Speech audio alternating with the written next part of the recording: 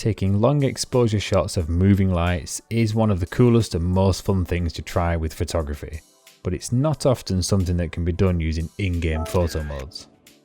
The recent updates to Gran Turismo 7 changed that though, making it possible to capture shots like these, and this guide is going to show you exactly how to do it.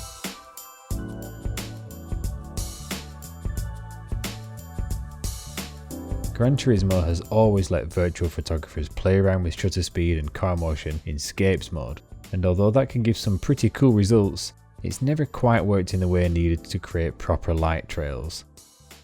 To get an effect like the one in these shots that I took while travelling with my real camera, you need to keep the camera perfectly still, and that just doesn't happen in Scapes.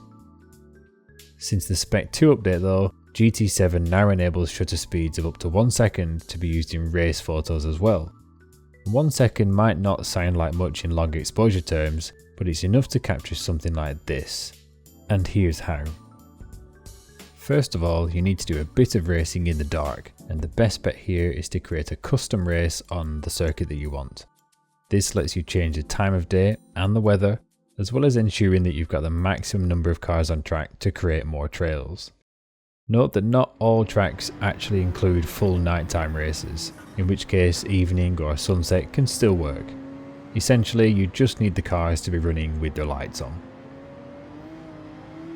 After the race, head into the replay and look for a point where the cars are at an interesting spot on the circuit. As I was racing at Suzuka, I paused the game at the S's and was following cars in the lower order to make sure that there's plenty ahead of the camera to act as light sources. Bring up the menu and select Race Photos to choose a starting point for the photo mode camera. This can be one of the numbered preset positions, but it's best to use the walk mode for more freedom to explore. Once you find a good location, be sure to give yourself a little extra space to allow for some compositional tweaks later on, then hit Prepare Camera to enter the editing mode. The first thing to do here is to set the shutter speed to 1 second and render a quick shot to check if you've got some good trails to work with. By default, you'll get some pretty crazy results here because of the panning shot settings and the fact that even choosing fixed camera does not stop it from moving to track the car. The effect can be interesting, but definitely not what we're going for right now. The key to avoiding this is to move the manual focus reticle away from the cars by holding square and placing it on a static part of the scene, like the track surface for example. Notice how the panning shot target will now say no target car, and rendering the shot again gives something that is much more like it. With some idea of the end result now visualized, it's at this point that I like to work a little on the composition and framing. A useful tip to remember is that each car will end in the position they appear in the static shot, with the motion blur and the light trail created from their movement just before that point. Keep that in mind when setting up the camera's viewfinder. Things are now starting to get much closer to the finished shot, but there's still a few things that can be done to refine it for a much better result. The Effects tab offers all sorts of features to work on the visual style with preset filters or more granular RGB adjustments.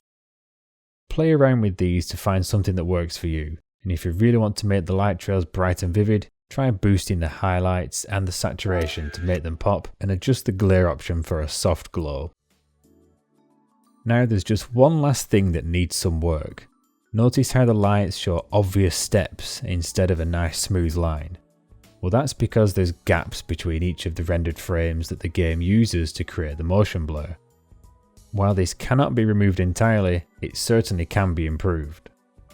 Found in the detailed settings on the camera tab, the rendering quality option will increase the number of blended frames for better quality trails. Fine will double the number of frames compared to standard, and extra fine quadruples it for much smoother results. This does of course increase the time needed to render the image up to around 2 minutes, as the game will warn you, but it is always worth it.